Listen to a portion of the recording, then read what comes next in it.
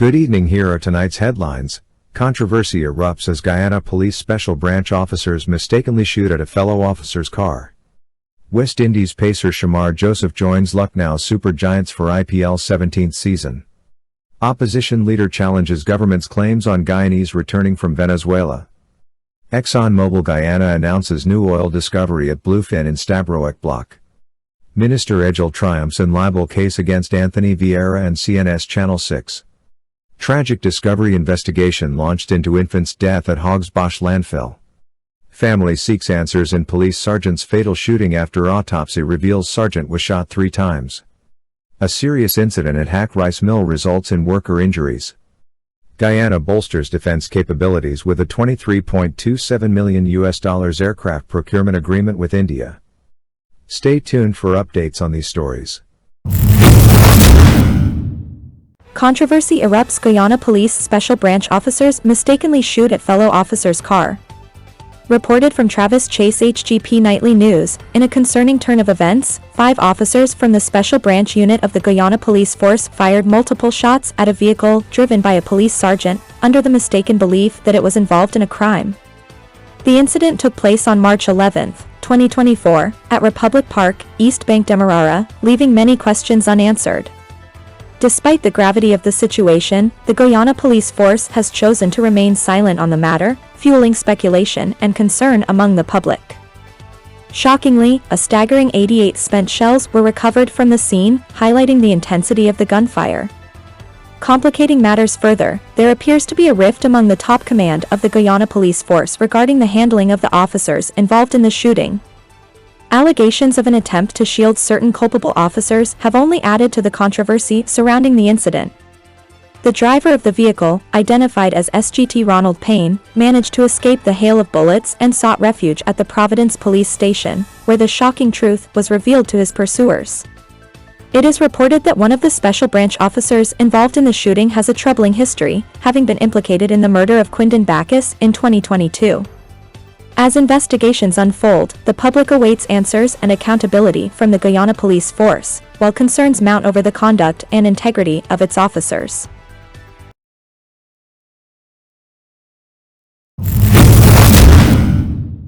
West Indies pacer Shamar Joseph joins Lucknow Super Giants for IPL 17th season.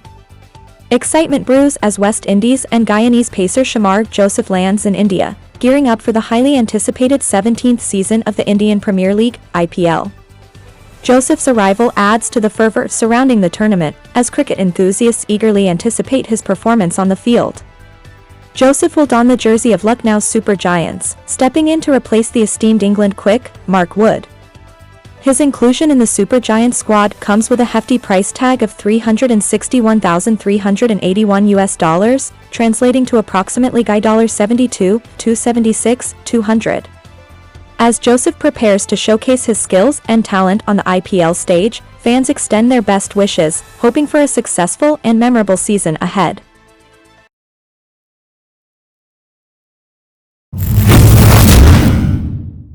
Opposition leader challenges government's claims on Guyanese returning from Venezuela.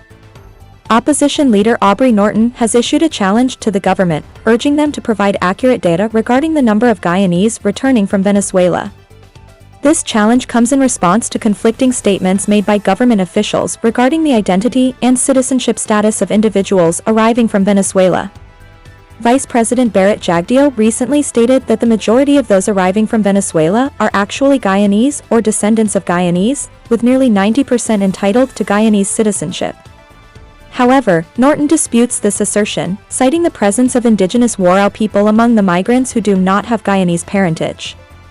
Norton emphasized the importance of clarity and transparency on this issue, particularly regarding the eligibility for Guyanese citizenship. He raised concerns about potential discrepancies in the government's data and alleged efforts to expedite citizenship registration for migrants, including individuals from distant countries like India and Bangladesh. The opposition leader highlighted the need for vigilance in monitoring the situation, expressing skepticism about the government's motives and suggesting a broader agenda behind the focus on Venezuelan migrants. Norton also voiced concerns about the possibility of migrants being registered for political purposes, prompting intensified scrutiny from the opposition. With ongoing concerns about unchecked migration and potential implications for electoral processes, Norton reiterated the opposition's commitment to thorough verification and oversight to ensure transparency and accountability in government actions.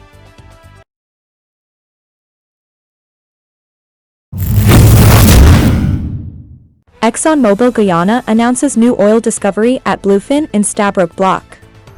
Exxon Mobile Guyana has made a significant announcement today regarding its exploration activities in the Stabroek Block offshore Guyana.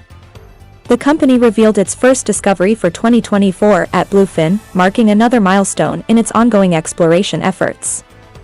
The Bluefin well, drilled by the Stena Drillmax drillship, encountered approximately 197 feet 60 meters of hydrocarbon-bearing sandstone in waters measuring 4,244 feet 1,294 meters deep. Situated about 8.5 kilometers southeast of the Sailfin 1 well, the Bluefin discovery expands the southeastern portion of the Stabroek Block. President of ExxonMobil Guyana, Alistair Routledge, expressed optimism about the find, emphasizing its significance in enhancing the company's understanding of the block's potential for oil and gas development. He highlighted ExxonMobil's commitment to leveraging its expertise, technology, and resources to contribute responsibly to Guyana's energy sector. The Bluefin discovery adds to the impressive tally of over 30 discoveries made on the Stabroek Block since 2015, underlining the region's promising prospects for future development and production.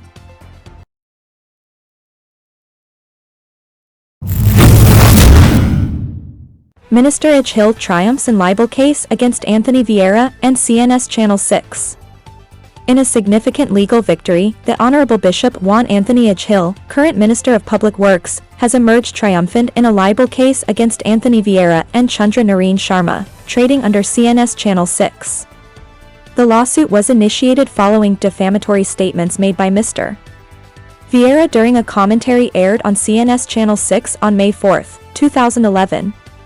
The Honorable Bishop Edghill, represented by attorneys Atla Manoj Narayan and Chandani Dial, filed the lawsuit on May 17, 2011, seeking redress for the damage inflicted upon his reputation and personal distress caused by the libelous remarks. After a lengthy legal process, the High Court, presided over by the Honorable Mr. Justice Gino Persad, delivered judgment on March 14, 2024. The court ruled in favor of Minister Edghill, ordering Mr. Vieira to pay compensatory damages of $15 million for the defamation.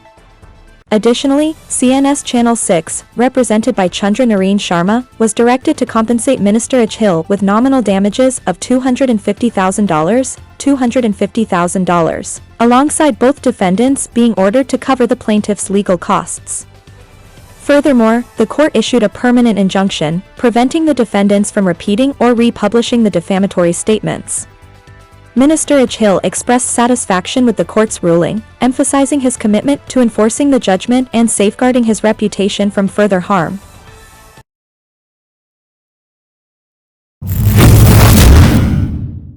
Tragic discovery: investigation launched into infant's death at Haags Bosch Landfill. Police authorities have initiated an investigation into the heart-wrenching discovery of a baby boy's lifeless body among a pile of refuse at the Haags Bosch landfill site in Edghill, East Bank Demerara. The grim find was reported by a laborer engaged in recycling work at the dump site around 12:10 HRS on Friday. Preliminary reports indicate that the infant, of mixed ancestry, is estimated to be between 1 day to a week old, with the distressing detail that his right arm is amputated from the shoulder.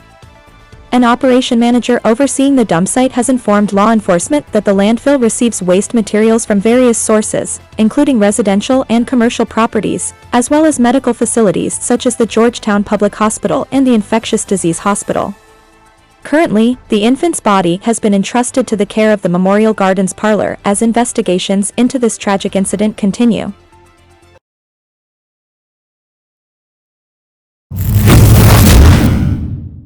Family seeks answers in police sergeant's fatal shooting, after autopsy reveals sergeant was shot 3 times.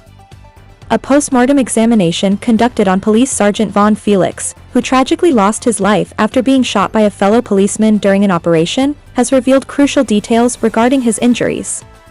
The examination unveiled that Sergeant Felix suffered from 3 gunshot wounds, one of which proved to be fatal.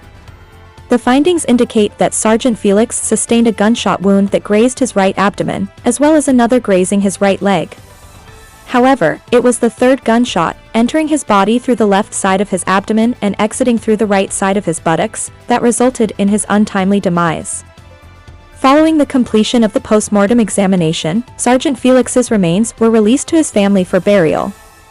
However, his wife, Janal Singh, has expressed concerns and called for a thorough investigation into the circumstances surrounding her husband's death. She has openly stated her disbelief in the police's initial report that the shooting was accidental. The Guyana Police Force had previously announced that a police constable involved in the operation had been placed under close arrest after allegedly unintentionally shooting Sergeant Felix. The operation they were part of aimed to locate a prison escapee responsible for a heinous crime, the murder of an elderly woman and her son in the Saxakali area. As investigations into this tragic incident continue, it is imperative that all aspects are thoroughly examined to ascertain the truth and provide closure to Sergeant Felix's family and loved ones.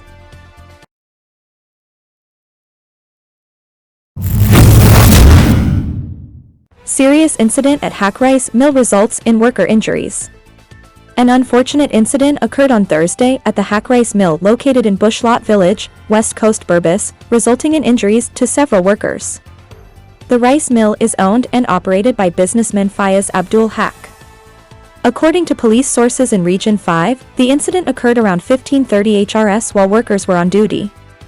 Sukra Haragobin, 25, was operating the boiler at the time, accompanied by Fariduddin, 19, and Anthony Ramlakan, 20. The boiler suddenly exploded, causing injuries to the workers. Haragobin, who was operating the boiler, raised an alarm immediately after the explosion but later experienced pain throughout his body. Uddin and Ramlakan also sustained injuries and were rushed to the Fort Wellington Hospital for medical attention. Reports indicate that Haragobin suffered severe injuries to his left foot, burns to the upper part of his body, while Ramlakan sustained burns to approximately 50% of his body. Uddin sustained lacerations to his right leg. While Ramlakan is currently receiving treatment at the New Amsterdam Hospital, Uddin and Ramlakan sought medical attention at a private hospital in Georgetown. The conditions of the injured workers are considered serious, and efforts to communicate with the management of the rice mill have been unsuccessful. The authorities are actively investigating the incident to determine the cause of the boiler explosion and to ensure the safety and well-being of all workers at the rice mill.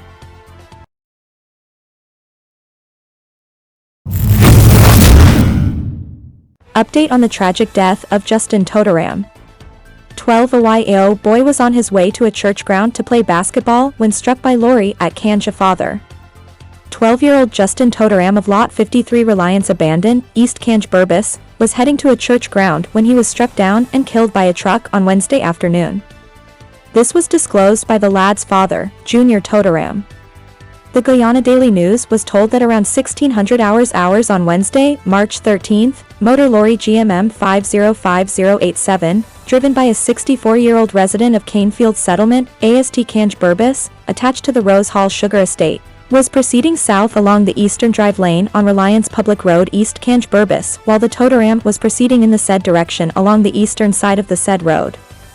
The driver of the truck told investigators that he was in the process of making a left turn and going east into the sideline, Dam East Kanj, which is on the eastern side of the said road. The driver said he heard someone shouting, "Hold boy, hold," and he stopped the lorry. According to the driver, after he stopped the vehicle, he exited and rushed to investigate. Upon investigating, he observed a male lying under the said truck, close to the left side back wheel. Tooram was picked up by public-spirited citizens, placed in a police motor pickup, and rushed to the New Amsterdam Public Hospital, where he was seen and examined by a doctor on duty, who pronounced him dead.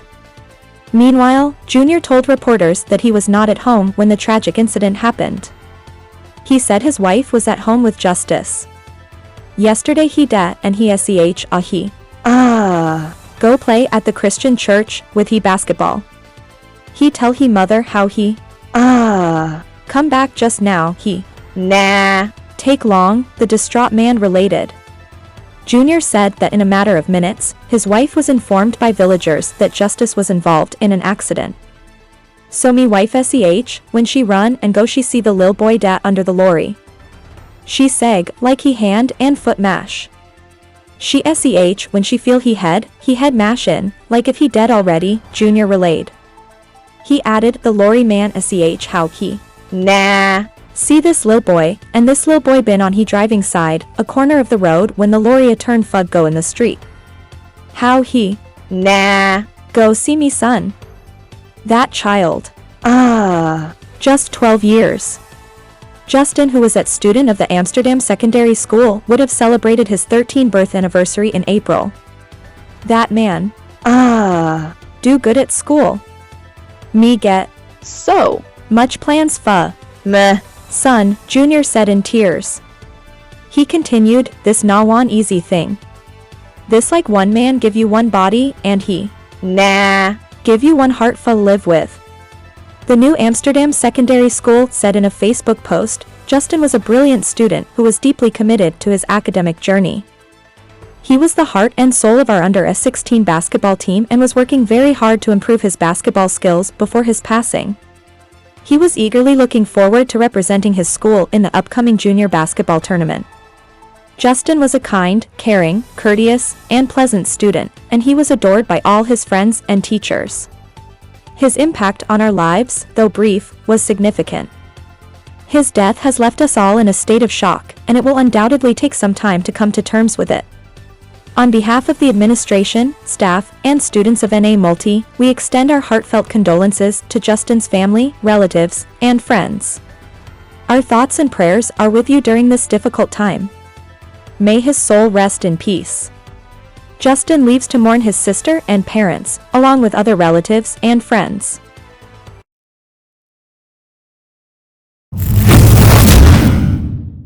Guyana bolsters defense capabilities with $23.27 million aircraft procurement agreement with India. In a significant move to enhance the capabilities of the Guyana Defense Force, GDF, Finance Minister Dr. Ashni K. Singh has signed a line of credit (LOC) agreement worth $23.27 million with the Export-Import Bank of India, EXIM Bank. The agreement, signed by Sanjay Lamba, Deputy General Manager of the Line of Credit Group at Indian EXIM Bank, marks a milestone in Guyana's efforts to strengthen its security sector. The procurement of 2 aircraft, facilitated through this agreement, underscores the government's commitment to modernizing and reinforcing the GDF. This initiative stems from President Ali's visit to India's Hindustan Aeronautics Limited in January 2023, reflecting the enduring partnership between Guyana and India. Dr. Singh expressed gratitude for India's steadfast support and highlighted the historic ties and cultural affinity between the two nations. He emphasized the importance of technology transfer and welcomed Indian companies to invest in Guyana, citing India's prowess in cutting-edge technology. The investment in the GDF's Air Corps and Coast Guard represents the largest capitalization effort in the force's history. Dr.